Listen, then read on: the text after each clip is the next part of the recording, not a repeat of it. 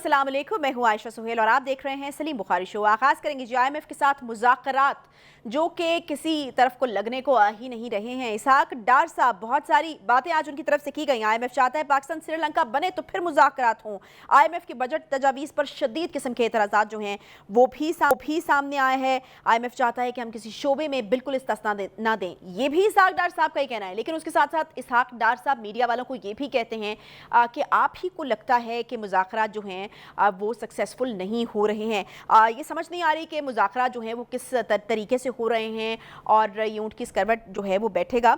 लेकिन आपको ये भी बताएं कि और भी बहुत सारी बातें जो इसहाक डार साहब ने की उन पर हमने गुफ्तगू करनी है। एक अनोखी बात जो उन्होंने की, उन्होंने कहा कि हम जो हैं वो खुद मुख्तार मुल्क हैं, IMF की हर बात नहीं मान सकते। लेकिन मेरे ख्याल में IMF का मौक़िफ़ इसके ऊपर मुख्तलिफ होगा कि अगर आप हमारे पास आए हैं तो यकीनन खुद मुख्तार तो आप फिर नहीं होंगे, हमारी बातें तो आपको माननी पड़ेंगी। ये क्या तज़ाद है, इसके ऊपर हम बात करेंगे।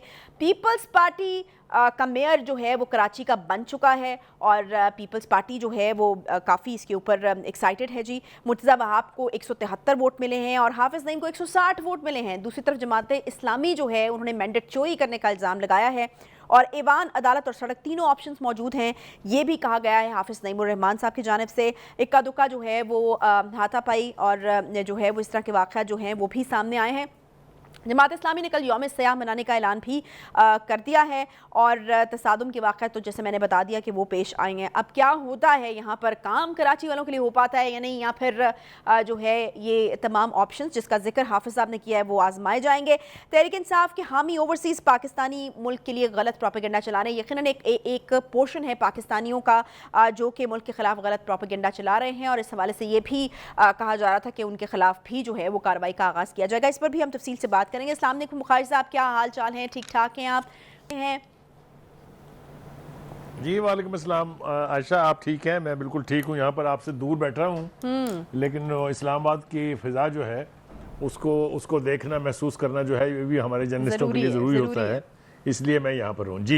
जी, तो बुखारी साहब क्या कहेंगे? ये जो इसहाक डार साहब खुद कन्फ्यूजन का शिकार हैं या फिर हमें कन्फ्यूजन का शिकार कर रहे हैं, क्योंकि जो कहा जाता है सूरत हाल उससे बिल्कुल जो है वो मुख्तलिफ नज़र आती है। देखिए, मेरी ज़ाती राय में तो इसहाक डार साहब जो कन्फ्यूजन है उसको दूर करने की कोशिश कर रहे हैं। जो इबाम है कि IMF के बगैर गुजारा मुमकिन नहीं है और IMF की कंडीशनलिटीज़ जो है उनको मानना बहुत ज़रूरी है। मैं अगर पलट के देखता हूँ तो तारीख़ में मुझे एक ऐसा वाक़या भी दिखाई देता है जब उस वक्त के वज़ीर आज़म शौकत अज़ीज़ साहब ने IMF की छुट्टी कराई थी, ये कह के कि ये पड़े तुम्हारे पैसे उठाओ और मुड़ के भी नहीं देखना आपने। ये हुआ इस पाकिस्तान की तारीख़ में, इससे पहले भी एक दफ़ा ये हो चुका है। तो मेरे ख्याल से जो एक तासुर कायम था कि इसहाक डार साहब जो है वो IMF से डील करने का बड़ा वसी तजर्बा रखते हैं, अब वो गालिबन उसको साबित कर रहे हैं। इसलिए कि हमने देखा कि पहली मरतबा इस पूरे पिछले 4-5-10 साल में किसी ने eyeball to eyeball बात की है IMF के साथ। उन्होंने 2-3-4-5 बातें ऐसी की हैं जिससे मुझे ये लगा है कि शायद हमने अब ये सोच लिया है कि अगर IMF हमारा साथ छोड़ता है सही, या IMF जो है वो अपने आकाओं के जेर असर पाकिस्तान को सरेंडर करने पे मजबूर करता है तो हम नहीं होंगे। सही, ये कैसे मुझे ये लगा कि ऐसा होगा। देखिए, आपको याद होगा कि IMF के प्रेशर के तहत हमने state bank of Pakistan act में तरमीम करके, जिसे उस वक्त ये कहा गया था कि स्टेट बैंक जो कि पाकिस्तान का एक नेशनल बैंक है उसको IMF के पास गिरवी रख दिया था। सही।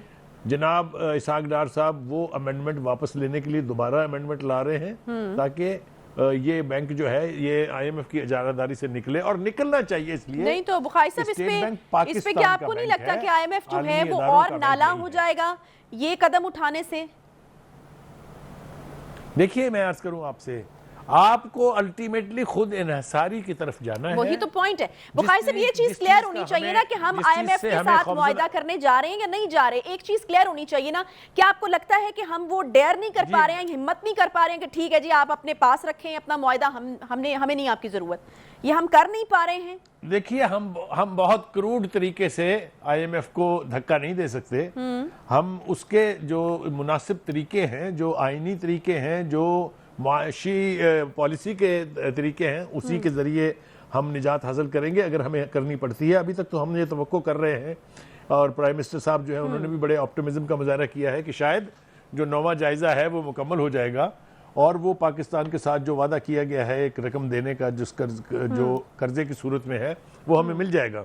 सही। लेकिन इसहाक डार साहब जिस तरह का इंदिया दे रहे हैं, जिस तरह की गुफ्तगू कर रहे हैं, उससे लगता नहीं है कि ये बेल जो है ये मंडे चढ़ेगी। मुझे लगता है ये कि IMF के तहत वो जो तबाही हमारी हो रही है उसकी तरफ उन्होंने इशारा किया। मिसाल के तौर पर उन्होंने कहा कि बजट में टैक्स एमनेस्टी लाना कर्ज प्रोग्राम की खिलाफ वर्जी करार दे दी गई है। आप मुझे ये बताइए कि क्या आपको अलिफ बे या ABCDEFZ तक दोबारा पढ़ाई जाएगी? आप एक इंडिपेंडेंट खुद मुख्तार मुल्क हैं, आपके कई डेवलपमेंट प्लान्स बनते रहे हैं 5-5 साल के, आपने अपनी इकोनॉमिक पॉलिसीज बनाई हैं, आपने इन्हीं इकोनॉमिक पॉलिसीज के अंदर रहते हुए पाकिस्तान को न्यूक्लियर पावर बनाया है। तो IMF जिस तरह से हमें ट्रीट कर रहा है, हम श्रीलंका नहीं है बिल्कुल भाई, ना हमें श्रीलंका बनाया जा सकता है। लेकिन ये स्टेटमेंट तो इसहाक डार साहब का ही है ना बुखारी साहब के IMF चाहता है कि पाकिस्तान श्रीलंका बने फिर हम मुज़ाकरात करें, तो इसका मतलब है कि IMF इस चीज का इंतजार कर रहा है। ये तो इसहाक डार साहब ने कहा, ऑन रिकॉर्ड उनकी स्टेटमेंट है। तो मुस्तकबिल करीब में तो नहीं मिलते नजर आ रहे IMF से पैसे, क्योंकि वो तो ये इंतजार कर रहे हैं कि कब पाकिस्तान श्रीलंका बने फिर पैसे देंगे या फिर जो है वो मुज़ाकरात करेंगे। नाउ यू आर टॉकिंग, बिल्कुल आपने सही सिमत में इशारा किया है कि श्रीलंका, लेकिन आप ये देखें मुनाफिकत का हाल ये है कि श्रीलंका ने डिफॉल्ट किया, इसके बावजूद IMF को फंडिंग दे रही है। हमें एक के बाद दूसरी कंडीशन, और ऐसी कंडीशंस हैं कि आदमी दंग रह जाता है कि ये हम क्या तुफैली रियासत हैं, हम क्या खुद मुख्तार रियासत हैं या नहीं है। मैं आपको जल्दी 2-3-4 मिसालें देता हूं। देखिए, उन्होंने ये कहा कि हमारे साथ जियो पॉलिटिक्स की जा रही है, ये इसहाक डार साहब का कहना है, और इशारा वही IMF की कंडीशनलिटीज की तरफ है। मैं समझता हूँ ये जियो पॉलिटिक्स तो पता नहीं है या नहीं है, लेकिन हमारे साथ मुनाफिकत की पॉलिटिक्स बिल्कुल जरूर की जा रही है। हमें पता है कि IMF के पेट में असल दर्द क्या है। हमें मालूम है कि अमेरिका के कहने पर वो चाहते हैं कि पाकिस्तान CPEC से पीछे हट जाए। मेरी बातों को जरा गौर से सुन लीजिएगा। देखिए, ये बात तो बिल्कुल अपनी जगह तय है कि हम CPEC से वापस जाने की ना पोजीशन में हैं, ना ये पाकिस्तान के मुफाद में है कि हम उससे पीछे हटें। वो हमारा मुस्तकबिल है, वो हमारे लिए गोल्ड माइन है, वो हमारे लिए विसल ब्लोअर है, वो हमारे लिए गेम चेंजर है। ये सारी बातें एस्टेब्लिश्ड हैं। पिछले 4 साल जो उसके ऊपर काम रुका रहा, अगर काम वो ना रुका होता तो अब तक वहां पर ट्रैफिक चल रही होती, अब तक वहां पर से कार्गो शिप जो है वो जा रहे होते और पाकिस्तान को उसकी राहदारी भी मिलती और इतनी एम्प्लॉयमेंट होती कि अकल दंग रह जाती। वो एयरपोर्ट कमीशन हो चुका होता अब तक। बेपनाह बातें हैं जो मैं इस हवाले से कह सकता हूं कि पिछले 4 साल में किस तरीके से इस प्रोजेक्ट को नाकाम करने की कोशिश की गई। दूसरी बात यह है कि ये जो स्टेट बैंक को वापस पाकिस्तान के दायरे इख्तियार में लाने की बात है, इसके भी आप देखिएगा कितने ट्रिकल डाउन इफेक्ट होंगे। इस वक्त तो हम स्टेट बैंक को आप ये समझ लें कि वो एक जैली अदारा बन के रह गया IMF का। ये किसी भी एक खुद मुख्तार मुल्क के लिए कोई प्रेस्टिजियस बात नहीं है, बल्कि ये गुलामी की एक निशानी है जिससे हमें जितनी जल्दी हो निकल आना चाहिए। देखिए, दूसरी बात यह है कि ये जो 4 साल से CPEC के ऊपर काम रुका हुआ था, ये किसकी ख्वाहिश है, कौन ऐसा चाहता है, ये सब कुछ आपको मालूम है। ये हमें नहीं होने देना है। हमने अपनी इकोनॉमी को उन बुनियादों पर इस्तेमाल करना है। एक और बात मैं कहता चलूं साथ साथ कि ये जो इसहाक डार साहब के लहजे में थोड़ी सी सख्ती और थोड़ी सी तलखी आ रही है, इसकी वजह यह है कि हमारे पास जो लीन बैक दोस्त हैं, चाइना जिनमें सबसे आगे है, उसके बाद सऊदी अरब है, उसके बाद UAE है, इन ममालिक ने ये अंडरस्टैंडिंग जरूर दी है इसहाक डार साहब को भी और प्राइम मिनिस्टर पाकिस्तान को भी कि अगर IMF आपको टोटल धुतकार के एक तरफ खड़ा हो जाता है तो आपको फिक्र करने की जरूरत नहीं है, हम आपके लिए खड़े हैं। ये है वो कुव्वत या ये है वो पावर जिसके ऊपर इसहाक डार साहब ने इस तरह की गुफ्तगू की है। मुझे तो एज ए पाकिस्तानी बहुत यानी बुखारी साहब आपको लगता है कि ऑप्शन बी के ऊपर काम हो रहा है? जी, IMF नहीं तो फिर ऑप्शन बी के ऊपर काम हो रहा है और वहां से अगर कोई मजीद ग्रीन सिग्नल मिलता है तो फिर शायद हम इस पोजीशन में आ जाएं कि कहें जी कि नहीं, हमें जरूरत है आपके पैकेज की। देखिए ना, मैं आपको एक और मिसाल देता चलूं कि IMF के पेट में और जाहिर है उसके आकाओं के पेट में इस बात पर भी तकलीफ है कि हमने रूस से तेल क्यों खरीदा है। ये आपको बड़ी जल्दी पता चल जाएगा कि ये भी उनके लिए काबिल बर्दाश्त नहीं है। ये वो इशू है जिसको इमरान खान साहब ने अपने इंटरेस्ट में प्रोजेक्ट करने की और हाईलाइट करने की कोशिश की थी, लेकिन वो तो नहीं हो सकी। अब चूंकि तेल आ गया है, हमारी रिफाइनरी जो है वो इस काबिल है कि उसको रिफाइन कर सके, और पाकिस्तान में तेल की कीमतों में वाज़े कमी होने जा रही है। मेरे ख्याल से इस तरह की पॉलिसीज ही जो है वो हमें इख्तियार करनी चाहिए। हमें अपने वसाइल पर इन्हिसार करने की आदत डालनी होगी। जिस तरीके से इसहाक डार साहब ने बजट में टैक्स नेट को बढ़ाने की बात की है, या जो उनका रोड मैप है टैक्स नेट को बढ़ाने का, वो अगर हो जाता है तो हमारी ये मोहताजी बहुत हद तक खत्म हो जाएगी। तो मेरी जाती राय में तो हम एक ऐसी सिमत में चल पड़े हैं जहां मुमकिन है वक्ती तौर पर हमारे लिए परेशानियां और मुश्किलात होंगी, लेकिन बिल आखिर हम एक खुद मुख्तार मुल्क के तौर पर सर ऊंचा करके चल सकेंगे। मेरे ख्याल से इसके लिए हर उस अदारे को, हर उस सियासी जमात को कोऑपरेट करना चाहिए गवर्नमेंट के साथ कि इकोनॉमिकली एटलीस्ट हम इंडिपेंडेंट हो जाए। नहीं बुखारी साहब, मेरा ख्याल है कि स्टेटमेंट पे भी शायद गौर करने की ज़रूरत है कि अगर आप ऐसे हाथ फैलाकर खड़े होते हैं तो फिर आप किस तरह कह सकते हैं कि पाकिस्तान खुद मुख्तार, अगर आप IMF से कहते हैं कि पाकिस्तान एक खुद मुख्तार मुल्क है, उसको ये हक होना चाहिए, ये हक होना चाहिए, या फिर जो है वो अपनी मर्जी के फैसले हमें करने दिए जाएं, तो फिर मेरा नहीं ख्याल कि IMF आपको फिर डिनाई भी कर सकता है कि ठीक है आप खुद मुख्तार मुल्क हैं, तो फिर आप हमारे पास क्या करने आए हैं। तो अभी ये स्टेटमेंट शायद कुछ ज़्यादा है इसहाक डार साहब की तरफ से। पर्सनली आई फील के हम खुद मुख्तार मुल्क हैं, हमें ये वाला राइट मिलना चाहिए। ये आप कह सकते हैं कि ये कोई ज्यादा उन्होंने लाइन क्रॉस कर ली है, लेकिन देखें ना वो हमें मिसालें दे के समझा रहे हैं। मिसाल के तौर पर IT का जो शोबा है उसमें हम थोड़ा सा बेनिफिट देना चाह रहे हैं। IT के जो यूथ, हमारी एक बड़ी तादाद जो है इस शोबे के अंदर शामिल है, लेकिन IMF को वो बर्दाश्त नहीं है। IMF कहती है कि इस किस्म की कोई छूट नहीं देनी चाहिए। और इसहाक डार साहब वो ये भी कह रहे हैं कि अगर हम रोजगार नहीं बढ़ाएंगे इस इंपॉर्टेंट शोबे में, IT के में, तो फिर वो जो 0.29 वाली हमारी ग्रोथ है, क्या IMF ये चाहता है कि ये जारी रहे?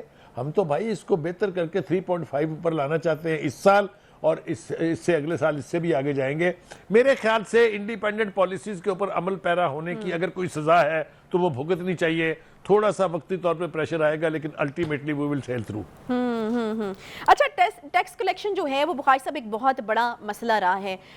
बजट में भी आपने एक वो अमाउंट जो है वो मेंशन की है, किस तरीके से पॉसिबल हो पाएगा? देखें, ये तो एक सबसे बड़ा मसला रहा है। मेरे ख्याल में अगर ये मसला काफ़ी हद तक हमारा हल हो जाए तो शायद बहुत सारे मसाइल हल हो जाएं।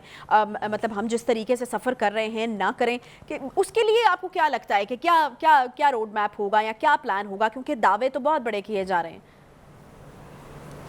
देखिए, जो फिगर्स हमारे सामने हैं, और ख़ास तौर से बजट के हवाले से जो फिगर हमारे सामने आए हैं कि 3 लाख के करीब ऐसे बिजनेस टाइकून्स हैं, ऐसे बिजनेस प्रोपोजिशंस हैं, ऐसे बिजनेस फर्म्स हैं जो जिनको टैक्स देना चाहिए, लेकिन उनमें से सिर्फ 70,000 लोग जो हैं वो टैक्स देते हैं। तो ये जो गैप है, इसको अगर हम ब्रिज करें, इसको अगर हम टैक्स नेट में लेके आए, तो एक बहुत बड़ी रकम जो है वो हो सकती है। दूसरा, जो ओवरसीज पाकिस्तानीज हैं, जिनके बारे में हम आगे चल के बात भी करेंगे, अगर उनकी रेमिटेंसेस जो हैं उसको हम रेगुलेट कर लें, अगर हम उनको मोटिवेट करें कि पाकिस्तान की अगर आप रेमिटेंसेस के जरिए मदद करते हैं तो हमारी ये जो मुश्किलात हैं न सिर्फ ये हल होंगी, बल्कि ये जो हम गुलामी के एक शिकंजे में जड़े हुए हैं IMF, वर्ल्ड बैंक और ADB बैंक जैसे अदारों के, इनसे भी हमारी जान छूट जाएगी। मेरे ख्याल से वो मेजर्स जो इसहाक डार साहब ने प्रपोज किए हैं, खासतौर से रेमिटेंस के हवाले से, टैक्स नेट को बढ़ा करने के हवाले से, इन पर अगर अमल दरामद किया जाए, हालांकि बज़ाहिर ये कहा जा रहा है कि जी जो टारगेट्स मुकर्रर किए गए वो बड़े एम्बिशियस हैं, पता नहीं पूरे होंगे कि नहीं होंगे, लेकिन कोशिश करने में कोई खराबी नहीं है। ठीक है, ठीक है। तो बुखारी साहब, आपको नहीं लगता कि इस चीज़ के लिए भी ऑब्वियसली स्टेबिलिटी जो है वो ज़रूरी होती है? जो आप ओवरसीज़ पाकिस्तानियों के हवाले से आपने बात की है, यकीनन ओवरसीज़ भी तभी जो है वो ज़्यादा अगर इन्वेस्ट भी करते हैं तो फिर तभी करते हैं जब एक स्टेबल गवर्नमेंट होती है। तो वो एक प्रोसेस जो इलेक्शन का है वो भी मेरा ख्याल में ज़रूरी है इसके लिए, अगर हम चाहते हैं कि चीज़ों में कुछ स्टेबिलिटी जो है वो आए। जी, मेरे ख्याल से इकोनॉमिक स्टेबिलिटी जो है वो जुड़ी हुई है कि इस मुल्क में आइन के मुताबिक और जमहूरी रवायात के मुताबिक इलेक्शन होने चाहिए। कोई जी शऊर आदमी ये नहीं कह सकता कि इस मुल्क में इलेक्शन नहीं होने चाहिए या उनके अंदर बिला जवाज़ ताख़ीर करनी चाहिए। यकीनी तौर पे पॉलिटिकल स्टेबिलिटी जो है वो जुड़ी हुई है पाकिस्तान की इकॉनमी के साथ, और इकॉनमी को बेहतर करने के लिए आपके आईनी इदारे, जमहूरी हुकूमतें जो है वो चलती रहनी चाहिए। यस, इलेक्शन जो है वो होने चाहिए ज़रूर, और इलेक्शन होंगे पॉलिटिकल स्टेबिलिटी आएगी, और पॉलिटिकल स्टेबिलिटी के साथ यकीनी तौर पर हमारी इकॉनमी की सूरत हाल बेहतर होगी। इसके बारे में कोई दो राय नहीं है मेरे ख्याल से। It is as simple. सही है। अच्छा, अब इसके साथ एक और मसला जुड़ा हुआ है बुखारी साहब, और वो ये कि गैलप का एक सर्वे आया है, वो मैं आपसे शेयर करना चाहती हूँ। हर 10 में से 7 पाकिस्तानी समझते हैं कि मुल्क में कामयाब कारोबार के लिए रिश्वत ज़रूरी है। इतनी गैर यकीनी के माहौल में, इतना जब एक इस तरह का ख्याल किया जाएगा कि रिश्वत जो है या बदउनवानी जो है यहाँ पर बहुत ज़्यादा है, तो ऐसी सूरत हाल में कौन अपना सरमाया लगाएगा, कौन यहाँ पर बिजनेस करना चाहेगा? ये भी एक बहुत बड़ा मसला है। देखिए, पहली बात तो ये है कि ये जो करप्शन है ये इंटरनेशनल फिनोमेना है।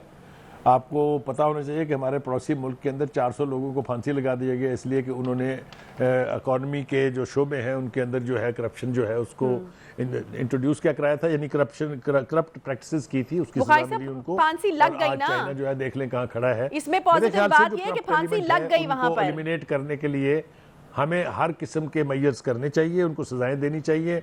और जितना ज्यादा हम करप्ट एलिमेंट्स को एलिमिनेट करेंगे अपनी सोसाइटी से, चाहे वो अदारों में है, चाहे वो सरकारी मुलाजमों में है, चाहे वो किसी भी सेक्टर में है, ये बहुत जरूरी एलिमेंट है कि करप्शन के ऊपर काबू पाया जाए। तभी लोगों का एतमाद बढ़ेगा, तभी लोगों की इन्वेस्टमेंट आएगी।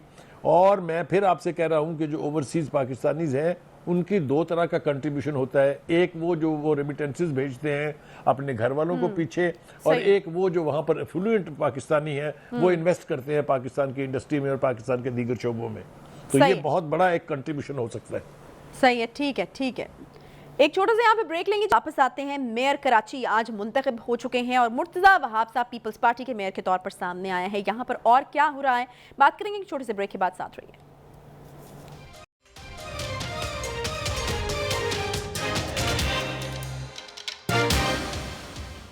Welcome back. ब्रेक के बाद एक बार खुशामदीद कहते हैं। पीपल्स पार्टी के मुर्तज़ा वहाब मेयर कराची मुंतखब हो चुके हैं 173 वोट लेकर के।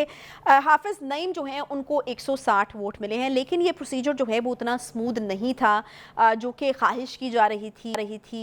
एक्सपेक्ट तो नहीं किया जा रहा था, क्योंकि शुरू से ये टसल जो है वो चल रही थी। मुज़ाकरात की भी बीच में जो है वो कोशिश हुई, लेकिन वो कामयाब नहीं हो सकी। फिर हमने देखा कि आज इक्का दुक्का तसादुम के वाक़यात जो हैं वो भी पेश आए हैं। बुखारी साहब, मेरे ख्याल में सबसे पहले तो मुबारकबाद दे ही देते हैं, क्योंकि एक पूरा प्रोसीजर जो है वो हुआ है और उसके बाद पीपल्स पार्टी के मेयर मुंतखब हुए हैं मुर्तज़ा वहाब साहब। लेकिन जो इसके साथ टेंशन जुड़ी हुई है उस पर भी हमने यकीनन बात करनी है। हाफिज नईम रहमान साहब तो कहते हैं कि डाका डाला गया मैंडेट पर कराची के। मेरे ख्याल से आपने बिल्कुल ठीक कहा। हम अपनी पूरी जो हमारी टीम है इस प्रोग्राम की, उस टीम की तरफ से यानी हम मुबारकबाद पेश करते हैं पाकिस्तान पीपल्स पार्टी को भी और ख़ास तौर से मुर्तज़ा वहाब को, जिन्होंने बड़ी एफर्ट की। और उनके बारे में एक बात और भी है, वो ये कि चूँकि कुछ अर्सा वो मेयर रहे हैं कराची के इंटरिम पीरियड में एडमिनिस्ट्रेटर के तौर पर, तो उन्होंने जो काम किए, जिस सिमत में वो लेके चल रहे थे कराची को, मेरे ख्याल से ये तवक्को की जानी चाहिए कि अगर उनको पूरा टेन्योर मिलता है तो वो यकीनी तौर पर कराची के लिए बहुत सारे काम करेंगे।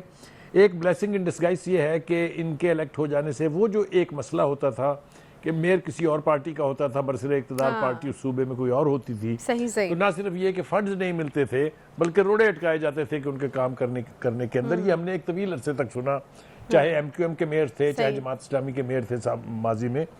तो एक तो ये बड़ा आसान हो जाएगा फंड्स का हसूल, और दूसरा कराची के इतने मसले, इतने देरीना मसले हैं जिनमें पानी पीने का पानी है, कचरे का मामला है, ये वो हैं जो जिनका रोज़मर्रा की ज़िंदगी से कराची के लोगों का यानी साबका पड़ता है। एक अगर ये 2 बुनियादी मसले ही हल हो जाएं तो मेरे ख्याल से कराची के अवाम की ज़िंदगी बहुत बेहतर हो जाएगी। अच्छा, मुझे लगता है बुखारी साहब के साथ साथ हमें ये भी बात करनी चाहिए, ये पूरा बुखारी साहब मुझे लगता है कि इसके साथ साथ ये भी बात करनी चाहिए कि अब कोई जवाब नहीं रहेगा कराची के लिए काम ना करने का, कोई बहाना नहीं होगा। मतलब अगर पीपल्स पार्टी की हुकूमत है, पीपल्स पार्टी का मेयर है, तो फिर काम करना है। आपको अगर कोई एडवांटेज मिलती है पोजीशन में तो फिर आपकी रिस्पॉन्सिबिलिटीज भी बढ़ जाती हैं। ये आपने बिल्कुल ठीक कहा है कि आप मेयर तो इलेक्ट हो गए, बड़ी मुबारक की बात है, लेकिन आपकी जिम्मेदारी भी बढ़ गई है और आप जवाबदेह हैं, चूंकि लोकल गवर्नमेंट का मतलब ही यही होता है, इसलिए आपको दूसरों के मुकाबले में ना सिर्फ बेहतर परफॉर्मेंस करनी पड़ेगी बल्कि बहुत ज्यादा बेहतर परफॉर्मेंस देनी पड़ेगी। एक बात तो ये हो गई। दूसरी बात ये है कि क्या ये इम्कान है कि जमात इस्लामी और पीपल्स पार्टी किसी तरीके से एक पेज पर आ जाएं और कराची के यानी अहले कराची के मसाइल को फोकियत दे के अपने ज़ाती इख्तिलाफात भुला दें और मिलजुल के काम करें, तो मेरे ख्याल से प्रोसेस और भी तेज़ हो जाएगा और जल्द बर्क रफ्तारी से वहाँ के अवाम के मसाइल जो है वो हल होंगे। सही है, ठीक दूसरी बात यह है कि कराची की इस वक्त जो पॉलिटिकल डिवाइड है वो बड़ी इंटरेस्टिंग है। पहले तो जमात इस्लामी का दावा यह था कि जी हम सबको ही बस ऐसी तैसी कर देंगे और सिर्फ हमारे पास मैंडेट होगा अवाम का, लेकिन हमने देखा कि वो मैंडेट जो है स्प्लिट आया। यानी जो सूरत हाल इस वक्त थी वो हमारे सामने है कि सबसे ज़्यादा single largest party Pakistan People's Party है, उसके बाद दूसरी बड़ी पार्टी जो है जमात इस्लामी है, और पीटीआई जो दावेदार थी कि जी कराची के लोगों ने उन्हें मैंडेट दिया था 2018 में, जो बिल्कुल जालसाजी थी, बिल्कुल चोरी किया गया था मैंडेट, कोई दो राय नहीं है इसके बारे में। वो साबित हो गया है कि उनके जो दावे थे उसके मुकाबले में उनकी पजीराई जो है वो बहुत कम है। 42 सीटें वो निकाल सके हैं इस दावे के बावजूद कि कराची जो है वो पीटीआई का शहर है। अब एक और जो अजीबोगरीब बात हुई है वो ये कि इस इलेक्टोरल प्रोसेस से वो 42 के 42 आदमी, खासतौर से जो तादाद हमें बताई जा रही है वो 31 लोग उसमें से गायब हो गए और उन्होंने इलेक्टोरल प्रोसेस का अपने आप को हिस्सा नहीं बनाया है। ये भी मेरे ख्याल से ये जो हक के नुमाइंदगी है ये उन्होंने अदा नहीं किया है। आखिर उनको भी तो वोट पड़े थे ना, लोगों ने वोट तो दिए थे उनको। अब वो क्या क्यों हुआ है ऐसा, उसकी वजह यह है कि उनकी पार्टी की मरकजी क़यादत जो है वो डिसरे का शिकार है। इमरान खान साहब आइसोलेट होकर जमान पार्क में बैठ गए हैं। जो माइग्रेटरी बर्ड थे वो मतलब है आदत के ऐन मुताबिक उड़ के दूसरी जगह अपने घोंसलों में चले गए हैं। तो नहीं तो ये सिचुएशन कंट्रोल की जा सकती थी बुखारी साहब, लेकिन अब देखना ये है कि जो फॉरवर्ड ब्लॉक है उनकी तरफ से ये कहा गया था, उनकी तरफ से कहा गया था कि खान साहब अगर मिल लें तो ये सिचुएशन कंट्रोल हो सकती थी, मतलब नतीजा आज कुछ और हो सकता था अगर खान साहब उनको मिल लेते। देखिए खान साहब के पास पार्टी के लोगों से मिलने का वक्त ना उस वक्त था जब वो इक़्तिदार में थे और ना आज है। ये एक डायलेमा है उनकी पार्टी की क़यादत का, इसके बारे में फिर किसी वक्त में तफसील के साथ बहस हो सकती है। अब 2-3-4 चीज़ें और जो है मेरे ख्याल से, एक तो हमें रिवाज डालना चाहिए कि हम रिस्पेक्टेबल ग्रेसफुल लूजर बने। देखिए इलेक्टोरल प्रोसेस के नतीजे में किसी ने जीतना है, किसी ने हारना है। अगर हारने वाला आदमी दिल बड़ा करके अपनी हार मान ले, लेकिन वो तो उस सूरत में है ना बुखारी साहब जब आप समझते हो कि वो साफ और शफाफ हुआ है। और मुझे आप ये बताइए कि आप मैंने और बुखारी साहब एक और वजह, बुखारी साहब एक और वजह, ये सवाल ले लीजिए, बनना चाहिए। हाँ जी, मैं कह रही हूँ कि एक और वजह कि देवर क्लोज, और हाफिज साहब के जो पर्सनली काम हैं कराची के लिए उनका जिक्र आप करते रहे हैं गुज़श्ता प्रोग्राम्स के अंदर कि हाफिज साहब ने पर्सनली बहुत एफर्ट की है, तो मेरे ख्याल में वो भी एक हो सकता है। और अगर पीटीआई के ये हालात ना होते तो यकीनन वो बहुत एक्सपेक्ट कर रहे थे मेयरशिप को। जी जी बिल्कुल ठीक कहा आपने। देखिए गुजारिश ये है कि कुछ ऐसे पहलुओं की तरफ भी ज़रा गौर कर लेते हैं जिनका जिक्र करना बहुत ज़रूरी है। सिराजुल हक साहब ने कहा है कि जी कल हम यौम सियाह मनाएंगे, तो मैंने पहले भी शुरू में कहा था कि हमें अब सीख लेना चाहिए how to be a graceful loser. लेकिन अगर आपने एहतजाज करना है कर लीजिएगा, एहतजाज से ये मैंडेट वापस तो होने नहीं जा रहा है। अच्छा। दूसरी बात यह है कि शहरी इलाकों में पहली मरतबा है कि काफ़ी देर के बाद पीपल्स पार्टी की परफॉर्मेंस बहुत बेहतर रही है। आप देखिए जितने बड़े शहर हैं जो अर्बन पॉपुलेशन होती है, जहाँ कभी होल्ड होता था MQM का, वहाँ अब पीपल्स पार्टी के मेयर मुंतखब हो चुके हुए हैं और कराची की नुमाइंदगी का हक भी अब उनको मिल गया है। तो ये सारा अब देखना ये है कि किस वर्क रफ्तारी के साथ काम जो है वो उनका आगाज़ होता है, क्योंकि यानी मैंडेट मिल जाना काफ़ी नहीं है, उसके मुताबिक उस परफॉर्मेंस करना जो है वो भी बहुत ज़रूरी होता है। और ये बहुत बड़ा टेस्ट है। हमने माजी में देखा कि 2 जमात इस्लामी के मेयर थे, अब्दुल सत्तार अफगानी साहब और नेमतुल्ला खान साहब, उन्होंने अपने दौर में जितने अच्छे काम किए थे और जितनी परफॉर्मेंस उन्होंने दी थी आज तक उनका तस्करा होता है। और अगर हमने मुस्तफ़ा कमाल का जिक्र न किया तो मेरे ख्याल से एक बड़ी ज़्यादती होगी। मुस्तफ़ा कमाल जो MQM के मेयर थे उन्होंने भी अपने दौर में बहुत काम किया था। ये जो अंडर पासिस और फ्लाई ओवर्स आप देखते हैं इनमें उन्होंने दिन रात मेहनत करके हर वक्त वो सरों पर मौजूद होते थे, लेट नाइट भी और सुबह भी, जिसकी वजह से वहाँ के ट्रैफिक के मामला जो है बहुत हद तक बेहतर हो गए थे। नहीं, अगर कोई एग्जाम्पल अच्छी है तो मेरे ख्याल में उसको सीखने के लिए जो है वो उस पर अमल किया जा सकता है, जैसे कि आपने उनकी बात की है। मुर्तज़ा वहाब साहब एक पढ़े लिखे आदमी हैं, क्या एक्सपेक्ट करें? अब मुझे ब्रेक लेनी है, ये बता दें कि क्या एक्सपेक्ट करें हम मुर्तज़ा वहाब साहब से, और अब मेरे ख्याल में बेहतरी की तरफ बात करें, क्योंकि पीपल्स पार्टी जो है उन्होंने तो कहा है कि बिलावल साहब ने कहा है कि जिसके पास एक भी सीट है उसको भी साथ लेकर चलना है। किस तरीके से कर पाएंगे इस तरह के हालात में पीपल्स पार्टी जो सबको साथ लेकर चलने की बात हो रही है? हाँ, मेरे ख्याल से काम आसान हो जाएगा अगर आप सारी लॉट को अपने साथ लेके चलते हैं, तो यकीनी तौर पर काम जो है बेहतर भी होगा, उसकी स्पीड भी तेज होगी। अगर आप ये लड़ाइयाँ लड़ते रहे जिस तरह हमने देखा पिछले 4 साल जो होता रहा, वो ये कि बजाय इसके कि आप कॉन्स्टिट्यूंसी की पॉलिटिक्स पर फोकस करते, तो आए इसके कि आप लोगों के मसाइल हल करते, आपने जलसे जुलूस, लॉन्ग मार्च, धरने, इनके ऊपर फोकस रखा। लिहाजा अल्टीमेटली आप देख लीजिएगा, जैसा मैंने कहा, आपने देखा आज़ाद कश्मीर में जो इलेक्शन हुआ क्या नतीजा निकला, लोकल बॉडी इलेक्शन हुए हैं कराची में और सिंध में, वहाँ देख लिया आपने क्या हाल हुआ है। तो जब आप लोगों के मसाइल की तरफ तवज्जो नहीं देते हैं तो जो वोटर है वो बड़ी जालिम चीज़ का नाम है। तो उसकी कॉन्स्टिट्यूंसी में अगर आपने काम नहीं किए हैं तो आपको ये तवक्को ही नहीं रखनी चाहिए कि अगले इलेक्शन में वो पलट के आपकी तरफ देखेंगे भी। तो पीपल्स पार्टी के लिए जहाँ ये मुबारकबाद का लम्हा है, ये बहुत बड़ा चैलेंज भी है, उन्हें डिलीवर करके दिखाना होगा। जो आपने सवाल पूछा उसका जवाब ये है कि मुर्तज़ा वहाब साहब जो हैं धीमे मिजाज के आदमी हैं, अग्रेसिव नहीं हैं, लोगों को साथ लेके चलने की स्पिरिट रखते हैं और वो इसके आदी हैं। तो तवक्को हम ये कर सकते हैं कि शायद कराची के और अंदरूनी सिंध जो है लोकल बॉडी के तहत उनके मसाइल जो है उसका हल होगा, आवाम की हालत जो है वो पहले से बेहतर होगी। जी इंशाल्लाह ऐसा ही हो जैसा आप कह रहे हैं, बिल्कुल। और हम भी यही चाहेंगे। कराची में काम करने के लिए तो बहुत है, मसाइल का तो अंबार लगा पड़ा है, और अगर आप काम करना चाहें तो यकीनन आप एक बड़ा डिफरेंस जो है उसको क्रिएट कर सकते हैं। एक छोटा सा यहाँ पे ब्रेक लेंगे जी, ब्रेक के बाद वापस आते हैं, साथ रहिए।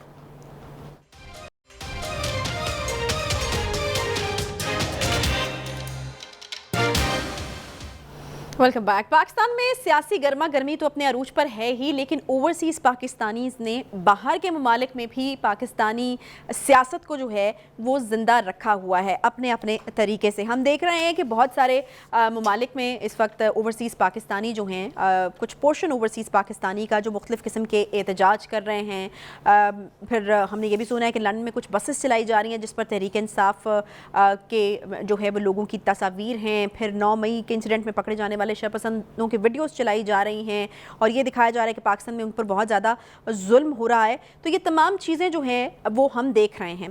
बुखारी साहब, ये जिस तरीके से प्रोजेक्ट किया जा रहा है इस वक्त, ओवरसीज़ पाकिस्तानी जिस तरीके से प्रोजेक्ट कर रहे हैं पाकिस्तान से बाहर तहरीक इंसाफ को, या यहाँ पर जो भी हो रहा है उस हवाले से आप क्या कहेंगे? क्या एक इम्पैक्ट जो है वो आता है? यकीनन ओवरसीज़ पाकिस्तानी की अहमियत से कभी इनकार नहीं किया जा सकता, रेमिटेंसेस में एक बड़ा हिस्सा उनका, और जिस तरह कि आपने कहा कि अगर हम चाहते हैं कि हमारी इकॉनमी जो है वो बेहतर हो तो उसमें भी एक बड़ा हिस्सा उन्हीं का होगा। देखिए, बात यह है कि वो बाज़े लीडर होते हैं जो कौमों के मिजाज दुरुस्त कर देते हैं और वो आगे बढ़ जाती हैं। कुछ वो होते हैं जो कौमों के मिजाज को और सेगमेंट ऑफ सोसाइटी को इस गलत रास्ते पे लगा देते हैं जिससे तबाही आती है। यही कुछ वहाँ हो रहा है। ये जिसका जिक्र आपने किया कि बसों के ऊपर स्क्रीनें लगा के वो 9 मई के वाक़यात में पकड़ दकड़ दिखा रहे हैं, तो मेरे ख्याल से सच पूरा बोलना चाहिए, आधा सच कुछ नहीं होता। उन्हें यह भी दिखाना चाहिए था कि जिनकी पकड़ दकड़ हो रही है इन्होंने किया क्या है। तो अगर वो भी दिखाते तो मैं समझता कि चलिए कोई ना कोई किसी सिमत में तो ठीक जा रहे हैं। देखिए, ये हमारे जो ओवरसीज़ पाकिस्तानीज़ हैं, ये सब के सब को एक सा समझ लेना जो है मेरे ख्याल से बड़ी ज्यादती है। मेजॉरिटी ऑफ ओवरसीज पाकिस्तानी, जिनको मैं हमेशा ये कहता हूँ कि पाकिस्तान के सफ़ीर हैं, उनकी मुहिब्बुल वतनी, उनकी हुब्बुल वतनी जो है वो हमसे ज्यादा होती है जब वो बाहर होते हैं। इसके बारे में भी कोई दो राय नहीं है। लेकिन एक लॉट उसमें से जो है, जो ख़ास तौर से जो पीटीआई के सोशल मीडिया हैंडलर्स हैं या वो तनख्वाहदार लोग हैं जो बेनिफिट उठा रहे हैं पीटीआई की वजह से, जिनको हुकूमत के ख़जाने से बड़ी बड़ी रकमें दी जाती रही हैं, वो जिस तरीके से हमारे यहाँ एक लॉट हम ख्याल साफ़ियों की भी है, तो उन्होंने जो वहाँ वतीरा अख्तियार किया हुआ है, मिसाल के तौर पर उन्होंने पाकिस्तान के झंडे जलाए, उन्होंने पाकिस्तान के ग्रीन पासपोर्ट को आग लगाई, ये सब कुछ हमारी खुली आंखों ने देखा हुआ है कि ये होता रहा है। मुझे तो ये समझ में नहीं आती कि इमरान खान साहब जिन्होंने ये फरमाया था कि ओवरसीज पाकिस्तानीज इतनी दौलत भेजेंगे वापस पाकिस्तान में कि रेल पेल हो जाएगी डॉलरों की और पाकिस्तान के तमाम माशी मसाइल जो हैं वो हल हो जाएंगे और लोग जो है बाहर से मगरिब के ममालिक से आया करेंगे यहाँ नौकरियां ढूंढने के लिए। आपको भी याद होना चाहिए ना, सारा कुछ ये कहा गया था ना। क्या हुआ उनको आपने किस लाइन से लगा दिया है। लेकिन एक बात मैं आपको बता दूं, ये जिस तरीके से तशहीर हो रही है ना बसों के ऊपर तस्वीरें लगा के, इनको भी ये ख्याल रखना चाहिए कि वो ओवरसीज पाकिस्तानीज जो पीटीआई के प्रोपेगेंडे को तस्लीम करके मान के या उनसे हदायत लेके पाकिस्तान की बदनामी का बायस बन रहे हैं, पाकिस्तान में इंस्टेबिलिटी को रवाज दे रहे हैं, उनके खिलाफ भी क्रैकडाउन होने वाला है। अच्छा। आपने आदिल राजा के हवाले से बात सुन ली थी। यहाँ पर उनके डाटा इकट्ठे किए जा रहे हैं, उनकी फैमिलीज की डिटेल्स इकट्ठी की जा रही हैं, उनको खुली छुट्टी नहीं दी जा सकती कि वो पाकिस्तान की बदनामी जो है वो दुनिया भर में करते फिरें।